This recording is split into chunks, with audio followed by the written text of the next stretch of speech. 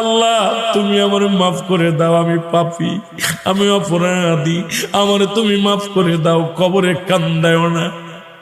আল্লাহ মানুষের প্রথম বিপদ হলো মরণ, দ্বিতীয় বিপদ হলো কবর, তৃতীয় বিপদ হলো কিয়ামতের ময়দান।